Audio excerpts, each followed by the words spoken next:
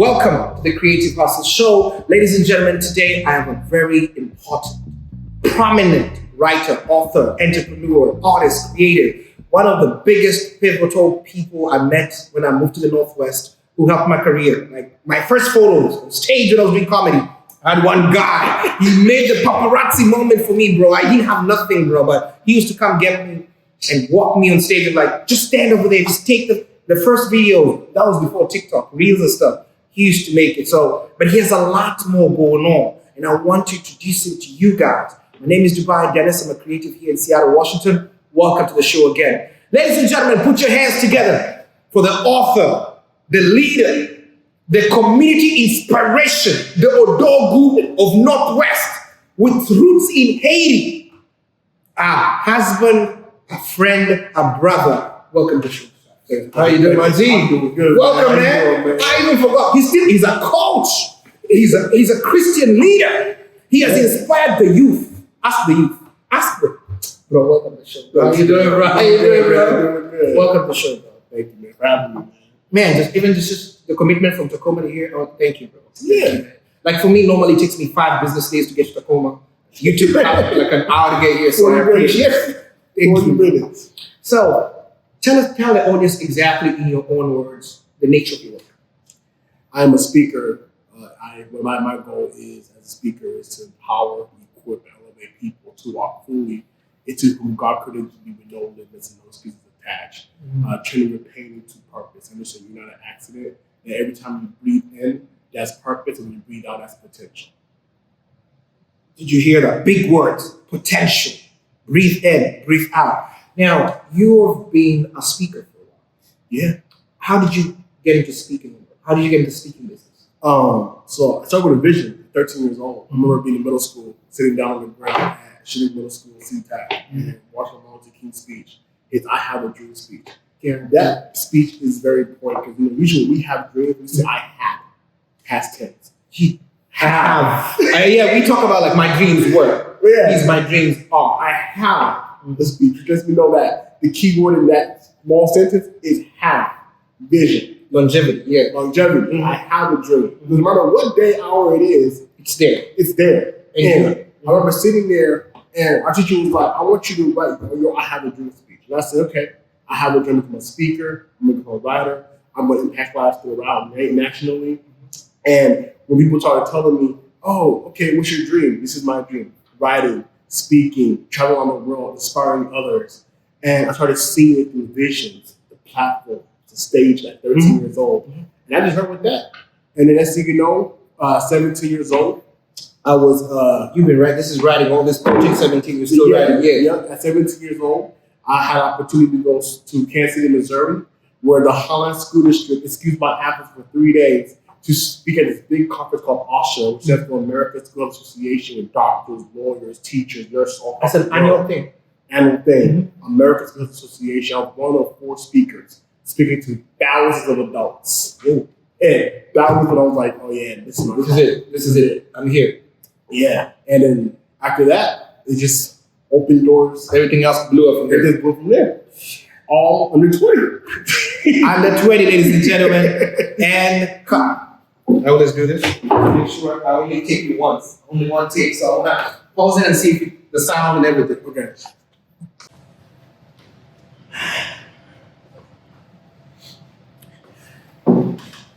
So I want to ask some questions to give our listeners or viewers a more deeper insight into your creative process and what got you to where you were. So my first question to you is, what inspired you to become a writer, and how has your Haitian background influenced your work? What inspired me to become a writer is the vision I saw at 13 years old. I just believe it was my purpose in life was to write books and speak and really empower church life throughout the country. And my Haitian background, man, Haitian culture, Haitian family, man, you're instilled hard work. Whatever you do, stay true to the course. And finish what you started. Like hard work ethics is what's engraved in the Haitian household. Quitting is not an option. You have to get it done. And if you say this is what you want to be, you say this is what you see yourself doing, do it. So I had no choice. do it. It's already ingrained in you. It's ingrained in you, right? If you see it, do it. Don't waste your time doing something that will not, be fruitful and multiply. So, knowing that ethic, being instilled in me, I just use that as my motivation to say, you know what, I'm gonna get it done. You're gonna get it done. Apart from the writing part, you also had a little interest in photography. How did you slide there? We're coming back to books. I'm gonna go back with you. How did you get there? Because I saw, I met you with the camera. Yeah. I was waiting for you to move now to Steven Spielberg. Josias Spielberg. But you did not shoot that movie. What happened to Wakanda 4? What happened? JP photography. Yeah. Remember? I remember those days. Oh man. Tell us though, even the experience though. Even though you're doing it. I think with that, man, I started seeing a lot of photos, and I was like, these are not good photos of people, right? And I was like, let me go ahead and go to the store, get a camera, and try this out. Great. And that's what I did, and I fell in love with it. And I was like, okay, and I didn't know I had a gift of photography because not a lot of people can see angles of people. Like, okay, this is the way that, correct, right? And some people I know, I see photos, and I'm like, this is not your angle. Like, this is not good. You're forcing it. Yeah. And so it's like, okay, if I see how people do things, well, okay, this is your angle right here. And I always want the beauty to come out of people. And one thing about photography is people love taking photos, especially if you're in the field of being a runway fashion model. Right? And people love to look cute, right? Or handsome down the walkway. And I was like, you know what? Let me go ahead and try this out. But I never know my tryouts would be this big. Ooh, you're in every show now. I like media pass and everything. Yeah, I didn't know that this mall thing I went to buy, because it really was me just doing it for fun. Good. Right? Give me 2 events for free. Just get it in. Yeah, there's access to people that networking. Yeah. And I never knew it was going to be meeting you. I didn't know it was going to be like shooting all these African fashion models, fashion shows and all these big events happening in Seattle. And I was just like, okay. And that took a pause. And I went back to the books part. Ladies and gentlemen, I met him and he made me look good at Spirit of Africa. Shout out to Spirit of Africa Festival. Every year it's an Afrobeat festival here in Seattle. Make sure you go check it out. Now, question number 2, we're going back now to the books. Could you share with us a journey of how you became, ladies and gentlemen, 5-time, not 1 time, 5-time Amazon bestseller? This achievement, I need a badge. Next time I'll have a badge for you. How did you get to that journey, and what would you give aspiring authors as an encouraging word when it comes to your creative process? Yeah, good question. So every book, I'm a non-fictional author, right? So it's true. Everything I write will be real, raw, true. Go from there. Every book has a reason. So what we don't know is I was diagnosed with epilepsy as a baby. My first 13 years of life, I was in the hospital fighting for my life because of epilepsy, seizures. And what people don't know is when you have seizures, your right brain is working, your left brain is not, and vice versa. So you don't have the connecting when you have seizures. And go to school, I always heard from people, educators, give up on that dream, throw in the towel, you'll never become anything. Stop believing. I used to stutter a lot. I was in speech class from K to 12. I had an IEP. Individual education plan, special education. So people see me was like, yes, that can happen for you. So my first book came out called The Power of Your Words. The Power of Your Words. How the words you speak will determine, what you leave behind, legacy. It will also determine what manifests out in your present moment. And I knew one thing, that the most dangerous weapon we have as human beings is our tongue. So I can speak letters, life, and death in the power of the tongue. So if I affirm what people were telling me about my life, it wouldn't come true. But because I spoke something different, something different happened. Yeah. So no matter what people were saying, hey, give up on your goals and your dream, become an author and speaker, look at you. I spoke something different from that. And that book came out, The Power of Your Words. And my second book is called What Is Your Why Behind the Drive? What is your why behind the drive? Okay. Because a lot of folks were asking me questions. Man, you Jamaican, you have 5 jobs, man. Like, what else are you doing? And I was doing everything. We're working. We're doing everything. That's us. I was doing everything. And it was like, no, I was in a journey trying to figure out what do I like. I was in a journey trying to figure out, okay, America's an opportunity. How can I snatch more opportunities being in America? being from Haiti. Yeah. Like I can't just be sitting around. Yeah. I grew up here, but my parents always say, like, hey, I see my dad. Yeah. He took opportunities left and right. Correct. And I did what my dad did, took opportunities left and right. Correct. Trying to figure out what's best for me. So when people ask me, why you do what you do, I was tired of answering that question. I started saying, you know what? Yeah, let me buy my book. Yeah. This is What did you want to how to Yeah. draw? And I never knew that book will be a thing that will impact so much lives, which got to reach Yahoo Finance. Ooh, that was big. Big up to Yahoo Finance for that poll. As you know, and that book came out in 2020. Yeah. 2021, I was recognized in Yahoo Finance one of the top 10 inspirational African Americans of 2021 with 𝐊𝐔𝐘𝐒. Top 10. Inspiration. You, 𝐊𝐔𝐘𝐒. One page, one life. Mm-hmm. This guy. And from there on, I think that's what got me to my third book, 2020, life events of civil unrest and injustices. I wrote my third book called Our Cry for Justice. Our Cry for Justice. So I'm picking up something with the books, the themes of how you're going. Now you're coming back now to community. You'll move from your purpose. Mm-hmm. You're now on social justice. Social justice. Yes. And I was like, I'll cry for justice. And I was tired of people who don't understand why people of color have to keep on marching or keep on crying. Because it's like, hey, that could have been, Emmett Till could have been my brother. Mm-hmm.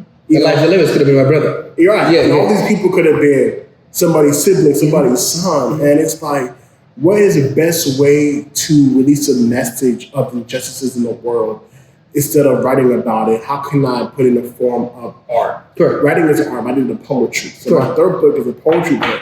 Now you're moving. Now you're now healing I'm seeing your map. It's a poetry book going from Mother Teresa to Breonna Taylor. And I think because Yahoo Finance, of me being named as one of the top 10 inspirational African Americans, that book, when it came out in 2021, hit bestseller in Amazon in 5 different categories.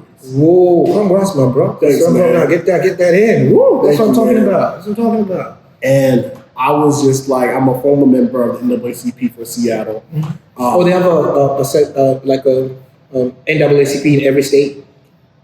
I can't. We don't know that, but we have one here. We have one here. Yeah. So I was a former member of NAACP, a very active member of NAACP for the Seattle chapter here, and I was very much involved. You might see some of the rallies that happen in Seattle. But really, it was like, how can I relay a message to people who don't look like me, to show them, hey, just because you don't understand the struggle, don't undermine the struggle. Just because you don't understand the struggle, don't undermine the struggle. Germs, bro. Telling you big words here today, bro. This whole experience, 𝐊𝐿𝐒, sometimes when I'm around those platforms, I get overwhelmed because I didn't imagine it going that far. You being around all these influential, amazing African-American pioneers, how did that affect your professional and personal career? How did you feel coming back home? While you received that? Man, to be honest, man, when I got recognized in Yahoo Finance, all I said was, God, thank you. I never asked for it. I never seen this coming. This wasn't my vision. I never thought about media outlets reaching out to me. I never thought about what I said was, God, I'm giving my vision. This is my vision that you gave me. I'm going to put it in your seat, in your driver's seat, and you make it happen. Let me know what I'm supposed to do. What am I supposed to do with it? Yeah, correct. And then from there on, after getting featured Yahoo Finance, my speaking engagements started boosting up like crazy. It was like I was averaging 5 to 10 engagements a year. Right? That was before. Yeah. Which that's pretty good. Yeah, that was not bad, actually. That's not bad, yeah.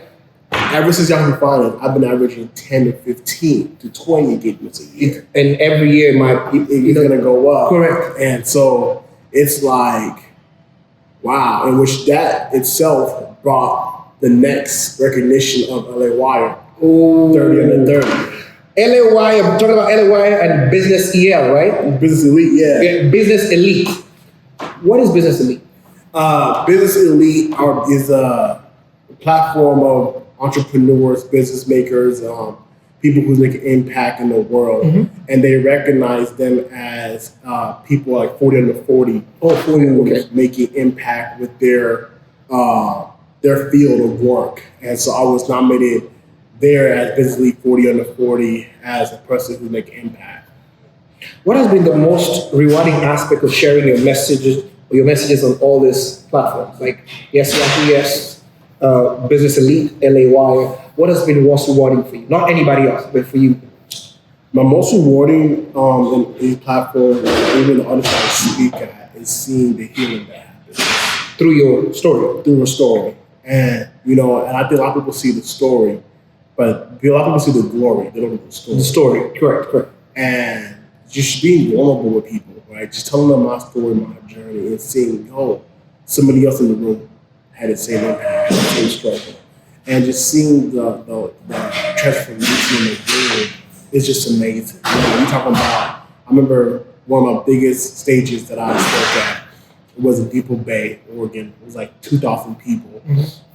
And it was a Reach One Teach One conference. And Reach One Teach One conference is a youth, BIPOC, the youth who's in this conference trying to figure out, what is their goal purpose. And I had to start with this journey asking the question, when you see me, what do you see? When you see me, what do you see? Mm-hmm. And people always see the visible, but they don't see the indivisible. They don't see, hey, you know what? This person was born with a disability that's not seen. You're seeing the field, right? You worked on yourself, go and sprinkle some sugar. Exactly. Okay. People see, hey, a lot of people don't know that majority of the disabilities out there in the world is unseen. People don't know that. So if you don't see me blind or you don't see like any physical issues, you don't think you assume everything is good. Yeah. If I didn't tell you I had epilepsy, you would never know. Bro, I would never know. I would never known about the classes, the speech. I would have never known. Literally, I would just photographer, Mr. TMZ, let's go. So when people see my bio and they see all these platforms that I'm in, they're like, I want to do that. I'm like, you sure? Because this I have to go through to get to here. And to share my story, I remember this one time I was done speaking, the principal at this high school in Depot Bay, and some students came to me afterwards and they just hugged me. From the students and the principal was like, you don't even know what you just did. To the students. And to him. I was like, what do you mean? He goes, what you just did was broke something in me that I thought I never had. And I was like, explain. He goes, I'm a principal, but I question my work every single day to see my calling in my life. I was like, so you went to school to become a principal. You got all these certifications, but even in the midst of being a principal, you questioned it. He goes, I didn't know it's my purpose. And he was like, because of the Reach One Teach One, you showed me this was actually my calling in my life, is to take this real serious. And then the kids will come and start crying. And that's how I got to meet Les Brown. Because after I was done, he goes, you know what? Are you doing anything else after that? I was like, no, I'm not doing anything else. He was like, here's a ticket, a VIP ticket to go see Les Brown. He was in Portland, Oregon. Oh. You gotta be hungry. You gotta be hungry, you gotta just start driving, and that's a drive, that's a commitment. And so I went to Les Brown VIP, and I asked Les Brown a lot of questions. And ever since then, something else is coming down with Les Brown. We'll talk about it later. All right, let's get it. As a young achiever, how do you handle pressure and expectations of first, both as a keynote speaker, of course, in your speaking business, as an author, and of course, right now as a husband as well? How do you handle that pressure of being listed alongside big names like, again, Ice Cube, Ariana Grande, Lil Nas X? You're on the same platform. Do you get a lot of messages, a lot of people reaching out with unrealistic expectations? Because that's some stuff we go through. How do you handle it? Man, to be honest with you, bro, my wife is my business partner. Mm-hmm. My wife, she's my assistant. So by default, she helps me out. So how I handle it is, if people, I have a booking platform where people can book me. Mm-hmm. If they need a consultation, you got a good 15-minute consultation, but it's my time. So how I handle it is, what's a priority? I review priorities. I let my wife handle all that stuff. Mm-hmm. She will handle from the scheduling, from all that, before they can talk to me. So I don't even see. You don't go in the middle. You don't see all that. I refuse. Thank you. Ladies and gentlemen, get you a wife. Okay, and so do you have any upcoming projects that you're working on? Something that we should be looking forward to? Maybe writing in the future? Just paint something for us. What's Josias' future looking like? So I have a book number 6 coming out. It's a collaboration book with the Les Brown. Les Brown, ladies and gentlemen, Les Brown. And we have a book about together. Talk about your story sells. And talk about how your story could be a jewel to somebody else's lifeline. Like your testimony is a lifeline for someone else's breakthrough. Your story is a lifeline for someone else's breakthrough. I'm telling you, big words today, big words. What role does your spirituality play in your creative process? Everything. I would say majority of all the things that I do is really being driven by God. The books that come out, the platforms I'm in, stuff like that, is He's in the driver's seat. And I will say this, for somebody who seen his vision at the same time as somebody who was like, okay, I need to do this work. I was like, God, you do what you got to do. You got me in this world. You know, you say I'm not here as an accident here. You got a purpose for me, so go ahead and make it happen. And you know, every opportunity so far, He did it. He did it. Thank you, man. Thank you for sharing that with us. When you're faced with obstacles of funding, you know, traveling is not cheap. Marketing your brand is not cheap. What other ways do you find to funnel and keep your brand going as a small business owner? You know, I will say this: the brand and the funnel and the speed, all that, it never been an issue at all. People make it happen. Oh yeah. You know, and I'll say like this is these engagements that I have that like I don't have no actual place for like a YouTube channel. I don't have a YouTube channel. But every conference that I go to, they all have the people who conferences with video editors and people who do video, stuff like that. And the video people will send the videos out to other people looking for speakers. And those people reach out to me. So the majority of my speaking engagements in the funnel aspect come from these conferences. Word of mouth, good recommendation. Word of mouth, good recommendation. Yep. Actually, that's the best way to get recommended. This is it. Yeah. You heard from Josias how he's motivated, what he does for the community. He has showed you a little palette, a little template of how he works, from how he writes and how he has ended up in some of the biggest stages in the world. It's a story of resilience. It's a story of spirituality. It's a story of belief. It's a story of dreams. It's a lot of things, and I hope you're learning something beautiful from this interaction here today. Yo, Josias, my bro, in every industry, because I was in the comedy industry for a long time in the music industry. Yeah, you were. But one of the reasons I keep people think, I love the fact that you said that you were handling so many things. Some people think handling so many things means you're lost in what you really want to do. But that market was saturated a lot. A lot of people waiting for something unique, an enigma of creativity. How do you survive in this little big pool? I said little big pool of authors. How do you stand out? Woo, man. Man, how do I stand out? There's a big pool of authors, with a lot of authors coming out right now writing books. Like, what makes me different from other authors out there where I stand out? I would say it's authenticity. At the same time, it's really knowing your tribe. Knowing your tribe. You know, what I did is I knew me being an author was something that was destined inside of me, which I know that was a God-birth purpose for me to write books. Second thing is network. Network. You never know who you can meet with your network. You never know the door that can open with your network. You never know how far something could take you because you met one person.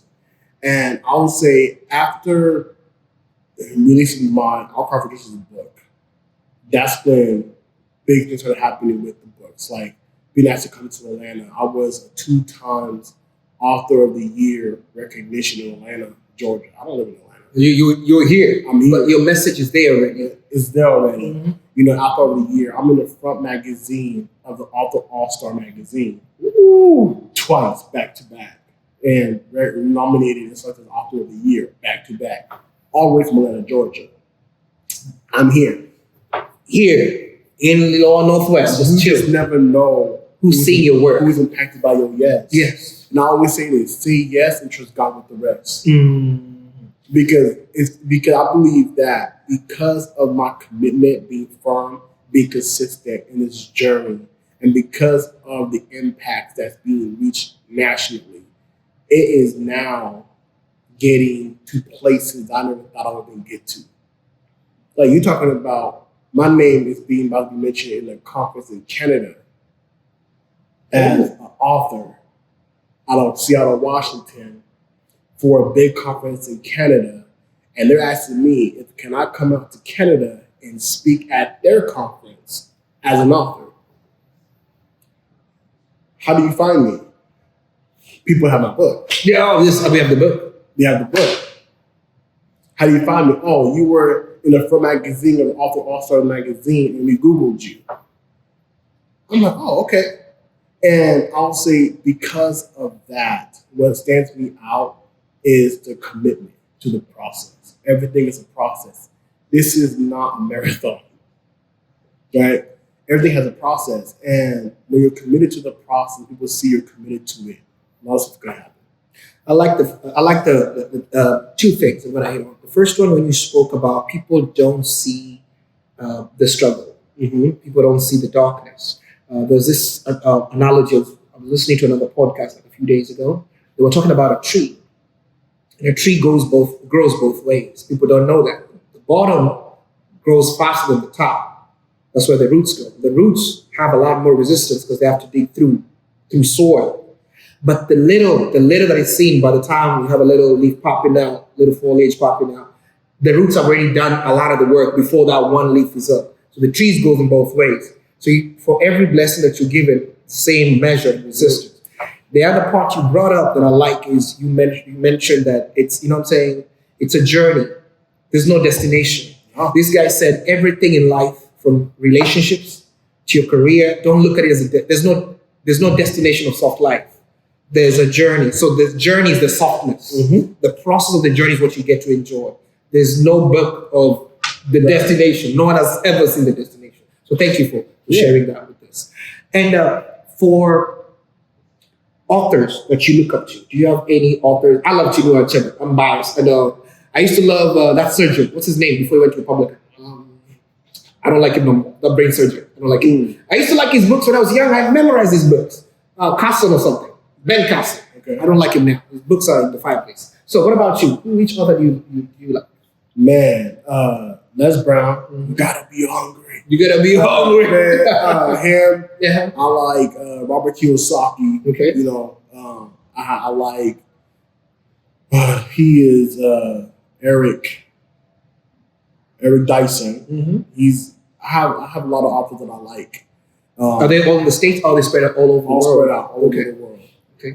These are names that people could just see as public figures like Eric Thomas. Yeah. That's my number one author that I like, his books and stuff like that. When I read books, I read more about, development, self-development. Oh, so you like the self-development books? Yeah, okay. Self-development. Okay. And I read books from people who I know already in the field that I want to be in. Okay. Right? Like, how did you get to become a number one motivational speaker, Eric Thomas? He has books and he gives people his secrets on how he got to the top and what he did. And my goal is to be at the top. My goal is to be the best in my field. Mm-hmm. And I think I'm ready there. I like that.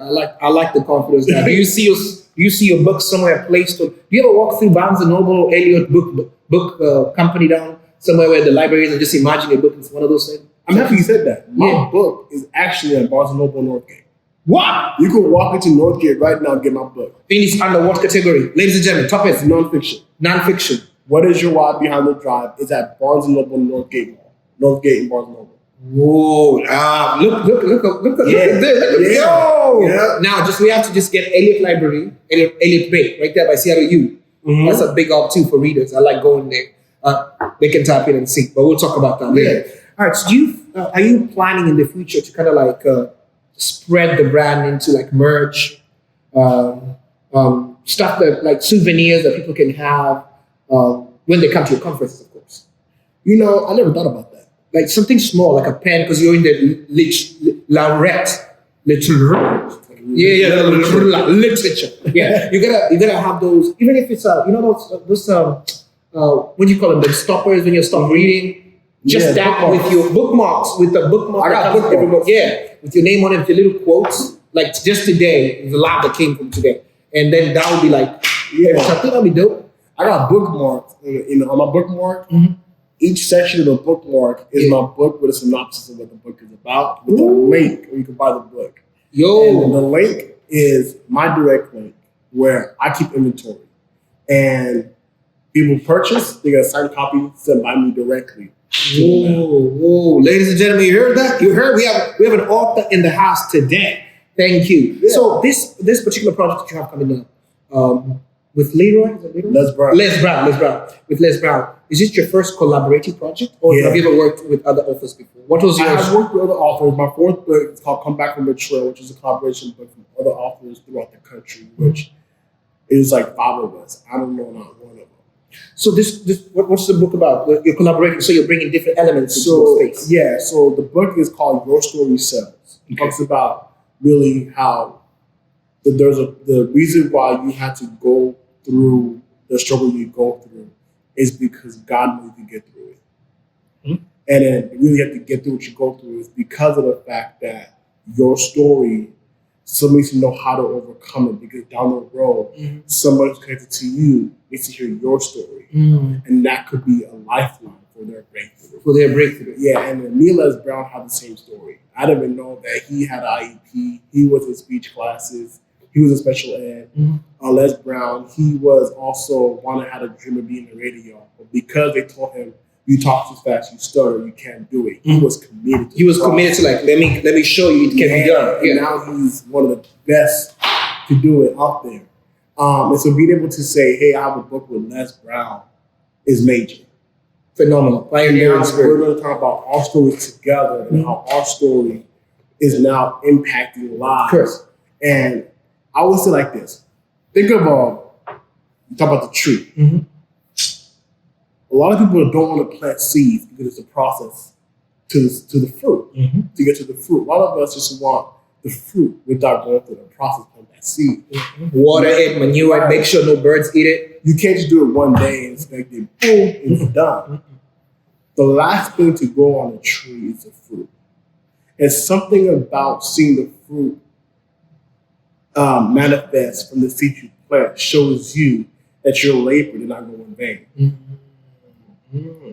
You see what I'm saying? Mm-hmm. I like that. There's that finally. And so it's like, man, everything I had to go through, it's worth it. It was worth it because this is the fruit behind all this. And so this book with Les Brown talks about everything you're going through, everything you're encountering right now, everything that you are facing right now. Yes, life happens. Mm-hmm. Life be lifing. Mm-hmm. And if it wasn't by something you did by yourself to get to the struggle, life just happened, it was because there was something powerful and there's a seed that's being planted in this season. Mm-hmm. So when that seed is done being planted, the fruit of whatever's going to be will happen to the next chapter. Ooh. Yeah, because the next chapter begins right then. Like it's a circle, a whole circle. You got it. Yo, y'all learning? Y'all learning today? This is the day. Yo, you disappeared on me. Today we are squashing the beef. Bring your cup here. This is how we squash the beef. Let's cheers. I'm forgiving you because I'm a Christian. I forgive you. So when you disappeared for 2 years, you went and got married. Sit down. We're going to talk about this thing today. So you got married. Oh man, this is beautiful, man. Congrats, by the way. Congrats, big time. Tell us, how did y'all meet? How was the journey? And bro, I don't have a lot of people talk about marriage on this platform, so it's really good and healthy to speak about it. It'll be 2 years in October, bro. Yeah. Oh, okay. Congrats, man. Happy anniversary. It's coming up. Thank you. You know, I think with a lot of us men, we deal with men stigma. You know, A lot, man. Yeah, a lot. We deal with the man stigma of manhood and what society says the man should be about, especially being a Christian. Either, you know, talking about godly manhood versus worldly manhood. You're in the world, but you're not of the world. You got to be this man who you're the provider and all this stuff. And it's like, when you have somebody who sees you, when you can't see yourself, that's major. Bro, we forget ourselves a lot. Yeah. We're fighting a lot of wars. Yeah. Listening to you, bro. Right? And that's major. There's times where I could be checked out. And my wife, she's a mental health therapist. So it's like, there's times where I'll be checked out and be closed off, or I'll be triggered, not knowing I'm being triggered. She'd be like, babe, you okay? I'm like, yeah. She goes, no, you're not. Like, I see you. And this is dating. This is us dating. And I'm like, dang, you see me quite often, which was different for me. I was like, I never had somebody who sees me. Like, They can feel you're not okay. yeah, and it's different. I was like, yo, like, this is crazy. So even through the hurdles of like Haiti, you know, you seen what happened with the war several years ago with the immigration Haitians like that. That took a toll on me. She was there for that. She was like, I'm here, I'm doing this with you. You know, you're not by yourself. And every time I'll be crying, you know, we as men, we don't want to cry for nobody. Yeah, they're like, I'm gonna step outside. Yeah, I'm not taking taking a a break. break. Just Yeah. leave me alone, man. And then we're not used to sincere, genuine people literally caring about what you're going through. So when people try to act like they're caring, you feel like, who sent you? Who sent you? Yeah. I'm like, what's the catch? Like, hold on. Like, what? This is different. Like, what's the catch? Because I'm so used to, I'm a giver by nature, right? Acts of service and my love language. I just am so much in the community. I don't want nothing back from the community. This is me giving back. This is what fills my soul. Yeah. But it's like when you have that being reciprocated back to you, and you never had that before, you're like, you don't feel empty no more. It feels refreshing because it's that tap. Yeah. You know, and so we did it for 7 months, proposed, we got married on October 1st, and then, yeah. Thank you all. Shout out to Wifey for making him, you see, healthy. When men meet the white women, look, now he's full. He's not skinny like me. He's full. He's happy. He can punch people like Mike Tyson in his prime. Ladies and gentlemen, it's been a great evening out here in Seattle. It's spring. What do you do for fun? Like, what's your day like when you're not like busy conferencing and booking and scheduling? What's your chill day like? Man, my chill day, man, I like to go for walks, man, go to the water, chill at the waterfront. Nature. You know, whatever wife wants to do. Or I go to the range, do some therapy. It's not therapeutic. Go to the gun range. Real quick, release it, come back. Yeah. Oh, that's good, man. What do you see as the future of creatives like yourself in North Seattle? Like, not Seattle, of course, PNU. What do you see the future of art, creativity, the future of authors, the future authors coming up, the future photographers? What do you see the future? Are we expanding? Are we losing people? What do you think? We are definitely expanding. Man. Yeah. I always tell people this, no matter how saturated the market is, there's always room for you. There's always room for you. I like that. No matter how saturated it is. A lot of people, they have these goals and dreams of being photographers, authors, writers, singers, dancers. And they're like, well, how can I fit in? Just do it. Think about it. Just do it. Now you have TikTok, you have YouTube. People are going viral for TikTok. You don't need one platform. It's the same thing, but you can throw it everywhere. And you think about artists who sing, people got picked up from TikTok and from YouTube. Like, and it's videos shot with an Android. Yeah. So sad. So it's like, just do it and let's see what happens. And I think right now with Pacific Northwest, we're being put in the map. I love it. Soccer is coming here. Coachella is coming here for 2025. So we have room. And you saw, I don't know if you've seen, we've expanded also the festivals we have in Seattle. Yes. The Black Fest now. We have a big Afrobeat festival annually. So the stars come here. So no one has to go. I love that for the city. I love that there are resources now to plug in the people. The only thing I feel I'm a little at joggerhead with is I feel that we have the opportunities, but we tend to plug in a lot of outsiders than insiders more. Like we are willing to pay outsiders more than we pay insiders. For example, when they fly in people, right? Those artists are from other cities. If we could have some type of energy like, yeah, we're flying people from Boston. Can we fly our Seattle people also? Can you guys in Boston also get the same energy back? Because we are uplifting you. You're coming from Ohio. Seattle is on a higher level. So you come here and we do a festival. We have 4,000 people in a very big, diverse, big market. So I wanted that kind of reciprocity when I'm working with somebody from Cedar Rapids. What's in Cedar Rapids for me? How can we boil it? That's all. When they have this festival, they fly all these keynote speakers from big places. They're keynote speakers here. I agree. I think what happens, man, is we want to see people win, but not if it comes with a cost. You know what I'm saying? There's like a fine print. And I think what it is, I was talking about this the other day with my good friend, how come people want to book, people from out of states to do stuff, but they have the same talent here in the Pacific Northwest, and we don't book them. And it's like the competition vibe. I would say the only competition I have is myself. It's yourself, correct? If I can't be someone who says I'm a community person, a community guy, I don't want to see you win. It's giving past microaggression. Microaggression, yeah. And it's like, hey man, I'm proud of you. I'm happy for you. Go ahead and do what you got to do. However, I'm not going to support you because of whatever it could be, right? And at the end of the day, honest feedback. And at the end of the day, I think a lot of times the competition is people don't want to see someone close to them going above them. Oh, because they feel like they lose their person. Okay, we see. I see it.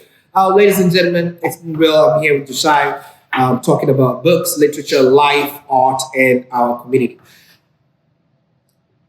Some of the parting shots. We actually done this interview where I'm really happy, man. I believe it was also my question, but now we're talking like buddies, so I love it. Yeah. In the community, what are some of the ways you think we could do better in terms of like bridging relations? Yeah. Bridge relationships, man. We have African town, like for me, my example, right? We have African town, and we have Africans who have never been to African town. We have events that bring us together. We work Umoja Fest together, but we have 2 stages on a festival that says "Come Together." Umoja means together. What do you think as a community we should do to have like, bro, we're the same people. We never have 2 stages for a white festival. Coachella has 1 stage. It's called Umoja is unity. Yeah. That's just an example. Yeah. Okay. I think, man, who are at these tables when these events are being created? Correct. And I think that's the biggest question we have to ask ourselves is who's at the table, right? Because at the end of the day, everything goes back home to Africa, right? So when you go to the Umoja Fest and you see 2 different platforms, one is all the Afro beats. And they've never shifted it. It's always down there. They've never said today, we're going to give Africans this other stage. Always it's down there. I think in order for it to become togetherness, just one stage, man. We have to break what American culture have determined what Africans are about. And I don't think that, yes, we're African Americans, but a lot of Black people will say, I'm not African, I'm African American. You're still African. It's African in the word. Yeah. In the word. But your root came from Africa. And whichever way you look at it. Whichever way you look at it. Just because you were born here, you are still African. You know what I'm saying? And you don't have to totally change your personality or that. Just accepting that part is part of your roots. Yeah, you can run away from it. And I think what we have to do is we have to get to a place of saying, you know what? Togetherness. Now, let's go ahead and share the same platform, the same stage together, so we can highlight the roots of the African diaspora. Because what happens is, I think what goes on is we want to represent the African diaspora without being on the same stage together. Until we could say, hey, Umoja togetherness, and until we could say, hey, I want you, my Kenyan brother, to be part of the planning committee. I want you, my Uganda brother, part of the planning committee, my Nigerian brother. Give me ideas of, because you want this cocktail of what else can we add to make it, you know? Yeah. I like the fact that people like artists like Rebel Free, they're always like stepping out. Yeah. The artists I've worked with in Seattle, a lot of the amazing artists I've worked with in Seattle, they're stepping out. They try different beats. You've seen how Afrobeat now is all over the world. You see now people are hopping on it. That shows like the beauty of, you know what I'm saying? Like that cross-culture vibe, the infusion of different elements. It can shift the game. Yeah, yeah. And I think I'll say for Emoja, man, we have to figure out who's in the planning committee and what person in the planning committee is from the motherland. I'm just feeling like we should have one big stage. You should. That has different parts of Black excellence at one stage. Because when you split it, then we're like, you're those guys and you're these guys. And in the 5 years I've been here, it's always been like that. I'm always going to beef about that till we fix it. But ladies and gentlemen, thank you again. We're going to ask you, Josias, before we go, what's your parting shot? My what? Your parting shot. What are you going to inspire them? Give them something they can quote. That, you know, I'm going to quote this and put it on that page you told me to put on the book. This is my t-shirt. One thing I'll say is this, is whatever you want to do, however you want to do, if that means you'll become a content creator, an author, a speaker, or whatever it is, put your mind to it. And if you find yourself stuck in the middle and life starts to happen, ask yourself, why am I in this? And what am I trying to be seen in this moment? Every struggle that you are having right now is creating an opportunity for your next level. Before your chapter ends, there's going to be a struggle. And once you endure that struggle, you're going to walk to the next chapter. You heard it first here. Your struggle is a part recipe, the main ingredient, the paprika, the chai, the masala of your success. Thank you again for listening to us. This is Dubai Dennis. We're based in Seattle, Washington. Follow us on Instagram, Facebook. This podcast will be on all platforms where you consume your podcasts. I'm talking Spotify, Audacity, everywhere. Apple, Amazon Prime, and Audible books, everywhere you consume. Even if you're consuming it on an Android phone, we still love you. Just consume it and leave the comments. Where can they follow you now? You can follow me on Instagram, Coach with _JOSIAS. Coach with _Josias. Yes, I'll tag him on Instagram and check out some of his stuff. His books in Barnes & Noble. Where else can they find the books? Barnes & Noble, Amazon. You can go to Walmart.com, all major online bookstores. And also on my Instagram, there'll be a link. If you want to get it from me directly, you'll get a signed copy, shipped by me directly. You understand that, ladies and gentlemen. Thank you again. This is to all the readers out there. Keep believing in your dreams. The storytellers, the authors, the keynote speakers, the coaches, the retired photographers, all of you. We're sending love and joy. All right, have a good day.